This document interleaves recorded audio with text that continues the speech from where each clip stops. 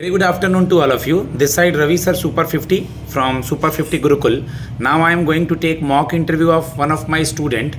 Okay, his subject is mechanical engineering and he is going to give the interview of NIACL AO journalist. Okay, start from may I come in sir? May I come in, sir? Yes, please come. Thank you, sir. Good afternoon, sir. Very good afternoon. Please have a seat. Thank you, sir. First of all, tell me that when you thought to prepare about this competitive exams after your engineering, why you are not going in the your own field, मतलब private job के लिए आपने क्यों नहीं try किया? आपने banking insurance field का preparation करने के लिए कब से सोचा? Sir, because at that time, no jobs were available in my stream, so I decided to go for competitive exams. Okay. In which year you have completed your engineering? Sir, I completed my engineering in 2016. 2016. There is a gap year between 16 to 24, round about 7 years. हाँ, 8 sir. years. What you have did till now? आपने अब तक क्या किया?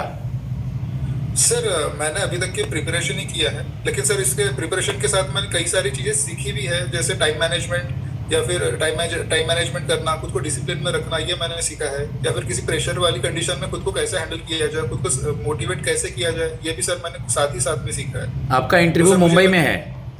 हाँ sir. Language Hindi ही रहेगा? हाँ sir, bilingual रह सकता है। बाईलैंग्वेज रह सकता है। अगर वो मराठी पूछते हैं तो मराठी रह सकता है। ओके, गैप ईयर को एक्सप्लेन कीजिए। आपने चीज़ों को सीखा है, बट इतना समय कैसे लग गया? आप क्या कर रहे थे इस बीच, या इतना समय क्यों लगा? इंजीनियरिंग करने के बाद प्राइवेट सेक्टर जॉब के लिए ट्राई करना था, कहीं कुछ करना था, इतने दिन तक अनएम्प्लॉयड क्यों थे आप? ये मेजर क्वेश्चन होगा आपका वहाँ पर, क्योंकि आपका गैप ईयर लंबा है, दैट्स वाई।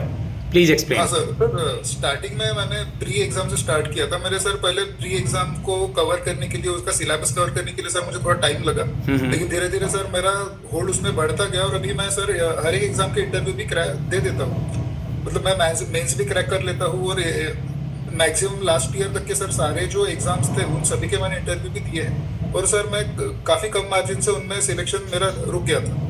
तो सर मुझे लगता है कि मैं इस बार सक्सीड हो जाऊँगा। गुड। अब तक आपका क्लियर नहीं हुआ या आप लगे हुए हैं, तो इससे आपको क्या मोटिवेशन मिलता है खुद के लिए? सर, बात ऐसी है कि मुझे लगता है कि मैं इंश्योरेंस सेक्टर में कुछ अच्छा कर पाऊँ या फिर बैंकिंग सेक्टर में कुछ ऐसा अच्छा कर पाऊँ, इसलिए सर मैं कंटिन्यू इस सेक्टर के लिए प्रिपेयर कर रहा हूँ। मुझे लगता है कि मैं काफ़ी अच्छा कर सकता हूँ इस सेक्टर में। गुड। NIACL के बारे में कुछ बताइए। सब पहले तो मुझे इसका चेयरमैन, टैगलाइन और हेडक्वार्टर बता दीजिए, फिर इस ऑर्गेनाइजेशन के बारे में कुछ बताइए। NIACL के जो चेयरमैन है उनका नाम है गिरिजा सुब्रमण्यम। सर, कंपनी का टैगलाइन नहीं है और इसका हेडक्वार्टर है जो मुंबई में है। ठीक सर, है। NIACL के बारे में अगर फर्दर बात करनी हो तो NIACL 1999 में बना था। सर डोराबजी टाटा ने इसे NIACL को बनाया था। उसके बाद में सर 1973 में इसका नेशनलाइजेशन हुआ। उसके बाद कोई लोगो वगैरह इसका, कोई लोगो या कुछ ऐसा, जहाँ तक मुझे याद आ रहा हाँ, सर, है? हाँ, ठीक है। सर ब्लू सर्कल में इंडिया का मैप बना हुआ है। ओके, इसका एनुअल रिपोर्ट में आपने कुछ पढ़ा है क्या? हाँ सर। ओके, क्या सर, क्या देखा है? कंपनी का सॉल्वेंसी रेशो दिखा है जो कि 1.81 है, जो कि हाँ। काफी हेल्दी है। कंपनी का प्रॉफिट मार्जिन भी जो है वो 12% है। मार्केट शेयर है कंपनी का वो 12% है, जो कि हाईएस्ट है general insurance. Company health sector में, एविएशन सेक्टर में, इंजीनियरिंग सेक्टर में काफी आगे है और काफी अच्छा कर पा रही। और मोटर इंश्योरेंस जो है उनमें भी company leading as a lead करके मार्केट में है। ओके, एक बार चेक कीजिएगा, ठीक है? इसका corporate vision of new India assurance इस, मेरे ख्याल से लीडरशिप एंड बियॉन्ड करके कुछ है, तो एक बार चेक कीजिएगा इसके साइट पे जा करके, ठीक है? Okay sir. ओके। हाँ सर। आप स्टूडेंट हैं मैकेनिकल इंजीनियरिंग के, तो आप मुझे एक दो सवाल का जवाब दीजिए अमित। ओके, आपने सुना हाँ, होगा, सुना है gear box in A vehicle? हाँ सर। क्या पर्पस होता है इसका? What is the purpose? Sir, vehicle के जो गियर जो होते हैं वो स्पीड को रेगुलेट करने के काम करते हैं, जिससे जो स्पिंडल जो घूमता है या फिर जो गियर से जो चेन सॉकेट से जो घूमता है उससे हम सर स्पीड को रेगुलेट कर पाते हैं। Okay, explain the working principle of a four stroke engine. Sir 4 stroke का वर्किंग सर मुझे अभी थोड़ा सा रिकॉल नहीं कर पा रहा sir, sorry no issue. What is the difference between stress and strain? STRAIN।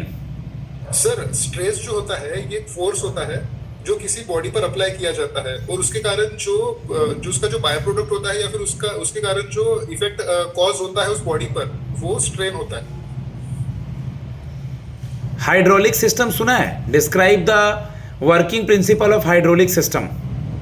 Sir hydraulic system में एज अ जो प्रेशर को जो हम यूज करते हैं, जो प्रेशर को जो हम अप्लाई फोर्स में लाते हैं, वो सर एज अ किसी फ्लूइड के यूज से लाया जाता है।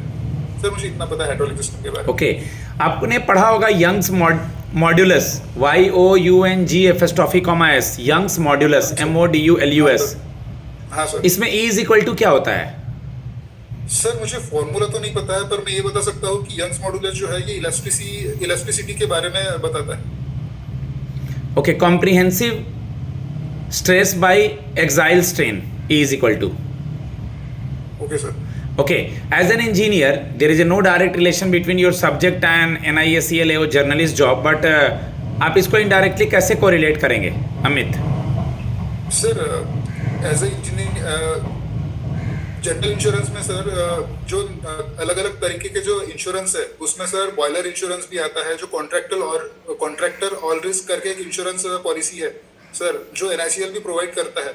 तो सर उसमें डायरेक्ट इंजीनियर का एक डायरेक्ट रोल भी हो सकता है पॉलिसी में। जो रिस्क है, रिस्क एसेस करने के लिए, उसको इवैल्यूएशन करने के लिए एक इंजीनियर का एक एक्टिव रोल हो सकता है सर। और साथ ही साथ सर अगर ओवरऑल अगर जनरल इंश्योरेंस में अगर देखा जाए तो एज एओ करके मैं रिस्क को इवैल्यूएट कर सकता हूँ, या फिर क्रिटिकली उसके बारे में सोच सकता हूँ कि क्लेम पास करना है या नहीं, या फिर ओवरऑल स्ट्रक्चर कैसे होगा, रिस्क असेसमेंट कैसे होगा सर, ये मैं सारी चीज़ें देख सकता हूँ sir. Good. You heard the term that is called reinsurance. हाँ sir. What is reinsurance? Sir insurance जो होता है ये एक इंश्योरेंस कंपनी होती है जो किसी दूसरे इंश्योरर का जो रिस्क है वो अपने पर लेती है, वो उनको क्लेम देती है। What is rider? Sir Riders एक तरह के एड ऑन्स होते हैं जो किसी पॉलिसी के साथ में अलग से हमें परचेस करना पड़ता है कि एक्स्ट्रा बेनिफिट्स के लिए। Okay, difference between insurance and assurance.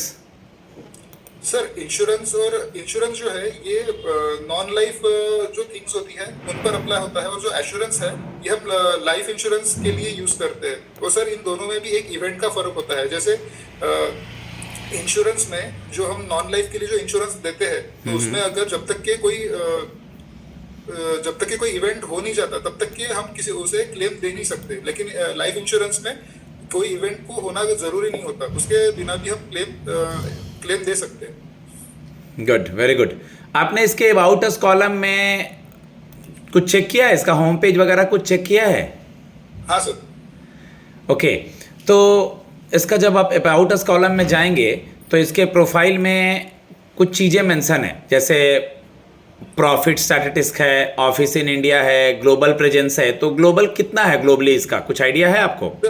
Sir globally company 25 countries में ऑपरेट करती है, और जो पहली जो कंपनी थी, मतलब जो पहली जो ग्लोबल प्रेजेंस था उनका, ये यूके में था फर्स्ट टाइम 1920 से शायद सर। गुड। आप मुझे बताओगे कि आपने सुना होगा कि मोटर का इंश्योरेंस करते हैं, हेल्थ का करते हैं, ट्रैवल का करते हैं, और कुछ मिसलिनियस इंश्योरेंसेस भी आते हैं। हाँ सर। तो मोटर इंश्योरेंस और हेल्थ इंश्योरेंस और ट्रैवल इंश्योरेंस के बारे में कुछ बताइए। सर मोटर इंश्योरेंस में जैसे NICL ये तीनों भी कवर करती है। उसमें सर मोटर इंश्योरेंस जो है उसमें एक थर्ड पार्टी एक्ट आता है जो कि कंपलसरी है, और कम्प्रहेंसिव भी आता है। मतलब थर्ड पार्टी में ये तो एक कंपलसरी है कि थर्ड पार्टी जो इंश्योरेंस है सभी के पास होना ही चाहिए, और कम्प्रहेंसिव में आपकी मतलब कस्टमर की विल है, उसे लेना है तो ले सकता है या फिर नहीं ले सकता है। लेकिन उसमें फिर ओवरऑल कवरेज आता है, जैसे डेप्रिसिएशन कवर हो गया या फिर दूसरे कोई एड ऑन्स आ गए, ये उसमें आते हैं।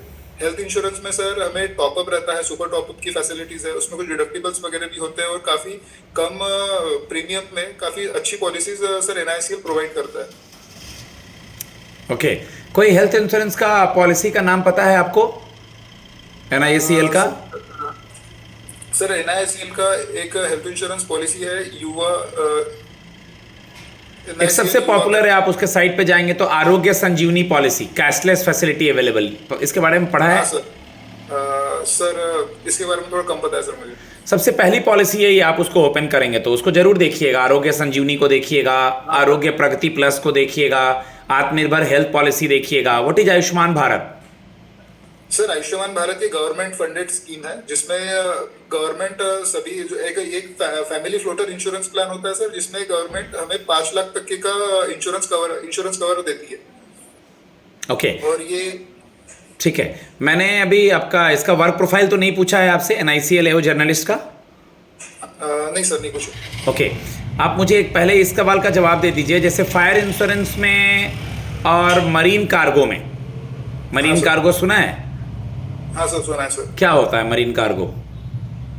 सर मरीन में सर जो जितने भी सामान वगैरह आते हैं उनका इंश्योरेंस होता है। और फायर में? सर फायर इंश्योरेंस में जो ऐसे होता है सर, जैसे किसी बिल्डिंग में आग लग जाए या फिर कार में आग लग जाए, हमें अगर उसे अगर इंश्योरेंस करवाया हो तो सर वो फायर इंश्योरेंस में कवर हो जाता है, जिसमें ओके, वो कंपेंसेशन ले व्हाट इज सकते the job profile of NICL AO journalist? हैं। सर एक एंट्री लेवल जॉब होती है जिसमें पॉलिसी मेकिंग होती है, जिसमें एओ जो है वो पॉलिसी मेकिंग में अपना हाथ बटाता है, या फिर रिस्क एनालाइज करना, उसे इवेल्युएट करना, उस हिसाब से फिर जो प्रीमियम्स के रेट है वो तय करना होता है, या फिर अंडर राइटिंग का काम भी एक एओ करता है, या फिर और अगर ब्रांच लेवल पे हो तो फिर वो स्टेटमेंट बनाना या फिर जो स्टेटमेंट्स वगैरह फाइल करना है वो सर ये सब काम एओ पे होते हैं। ओके, आप महाराष्ट्र से हैं, हम आपकी पोस्टिंग इंडिया में कहीं भी कर देंगे, नॉर्थ साइड कर देंगे या साउथ में कर देंगे, कैसे मैनेज करेंगे? सर मुझे लगता है कि मैं काफ़ी आराम से कर पाऊंगा ये चीज़ें, क्योंकि सर मैं मेरे 10th के बाद से ही मैं अभी तक के बाहरी मतलब एजुकेशन वगैरह करता आया हूँ, तो मैं काफ़ी इजीली मैनेज कर सकता हूँ और काफ़ी इजीली एडजस्ट भी कर सकता हूँ। और रही बात सर नॉर्थ या फिर साउथ में जाने की, तो सर आजकल सभी एडजस्ट कर ही लेते हैं। ओके, सिलेक्शन हो जाने के बाद क्या आप NICL में कंटिन्यू करना चाहेंगे या दूसरे ऑर्गेनाइजेशन में भी अगर कल को कहीं होता है तो आप चले जाएंगे वहाँ पर? सर जैसे कि मैंने अभी आपको बताया था, मुझे अभी प्रिपरेशन करते करते काफी टाइम हो गया है, तो सर मुझे लगता है कि अगर NICL में सिलेक्शन हो जाता है तो सर मुझे लगता है कि मैं NICL में ही ग्रो करना पसंद करूंगा। जैसे मेरा सिलेक्शन हो जाता है, मैं उसके बाद में जो कंपनीज की जो इंटरनल एग्जामिनेशन होती है, एसोसिएट्स बनना है या फिर आगे जाके फेलोशिप जो लेनी होती है सर, मैं उसके लिए बिल्कुल ट्राई करूंगा। Okay, last 1 or 2 question from you. We all know that there अभी उतना पेनिट्रेशन नहीं है इंश्योरेंस का पूरे इंडिया में, किसी भी सेक्टर्स के लिए, हेल्थ हो गया, जनरल हो गया, लाइफ हो गया। तो आप इंश्योरेंस का पेनिट्रेशन बढ़ाने के लिए लोगों को कैसे अवेयर करेंगे, या as a NICL officer journalist कैसे आप मतलब इंश्योरेंस के बारे में लोगों को बताएंगे? सर जैसे आपको भी पता है, इंश्योरेंस का पेनिट्रेशन जो इंडिया में है वो काफ़ी कम है, तो सर मुझे लगता है कि किसी पब्लिक कैंपेन के द्वारा या फिर यूट्यूब हो गया या फिर सोशल मीडिया के द्वारा सर हम अवेयर कर सकते हैं, और या फिर घर घर तक की कैंपेन हो सकता है, जो गांव में वगैरह जिसकी ज़रूरत होती है, तो सर कुछ कैंपेन्स वगैरह करके हम इंश्योरेंस का पेनिट्रेशन धीरे धीरे करके बढ़ा सकते हैं। जी सर, बिल्कुल भी मैं ऐसा बताना चाहूँगा, आपको भी पता है करके नहीं बोलेंगे, उनको थोड़ा हार्ट हो जाएगा, उनको तो बहुत कुछ पता है, वो इंटरव्यू ले रहे हैं तो। हाँ सर, आपको भी पता है, ऐसा नहीं बोलेंगे। लास्ट क्वेश्चन, हम आपको क्यों लें? यहाँ बहुत सारे बच्चे इंटरव्यू देने के आए हैं, आपका क्या क्वालिटी है, हम आपको क्यों सेलेक्ट करें? सर क्वालिटी अगर देखा जाए तो सर मैं एनालिटिकली सोच सकता हूँ, इवैल्यूएशन जिसमें सर रिस्क मैनेजमेंट या फिर जो असेसमेंट होता है रिस्क का, सर उसमें मैं मदद कर सकता हूँ। सर कम्युनिकेशन अच्छी तरीके कर सकता हूँ, और सर मुझे एक्चुअली लोगों से बात करना भी पसंद है, तो सर मुझे लगता है कि मैं ओवरऑल इसमें रोल में फिट हो सकता हूँ। और सर हार्ड वर्किंग तो हुई, तो मुझे लगता है कि मैं कंपनी को अपना ज़्यादा बेस्ट भी दे पाऊँगा।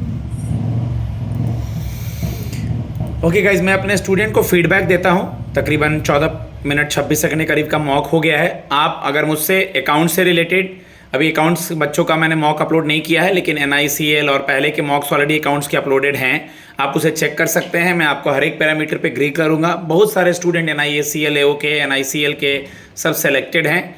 मेरा नंबर है 7503235358। Okay, thanks a lot, God bless you all.